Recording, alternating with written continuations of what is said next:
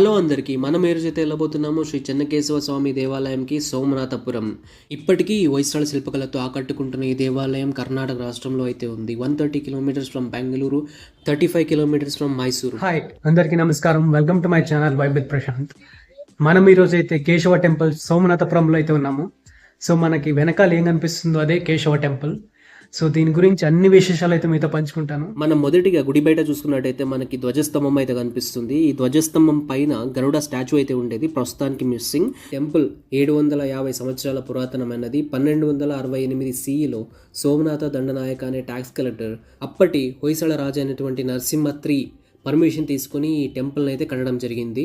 మనం గుడిలోకి ఎంటర్ అవ్వగానే పక్కనే ఉన్న ఈ శిలాపలకాన్ని అయితే చూడండి. ఈ శిలాపలకం మీద ఈ గుడికి సంబంధించిన మొత్తం చరిత్ర అయితే రాయబడి ఉంది. ఈ గుడిని సోమనాథ కట్టించాడు కాబట్టి ఈ ఊరికి సోమనాథపురం అనే పేరు వచ్చింది. ఇక్కడ చూసుకుంటే ఈ గుడి వచ్చేసి మొత్తం వైష్ణవ టెంపుల్ అనమాట. ఫుల్ వీడియో కోసం మీకు కింద లింక్ అయితే ప్రెస్ చేయండి అండ్ సబ్స్క్రైబ్ చేసుకోవడం మర్చిపోకండి.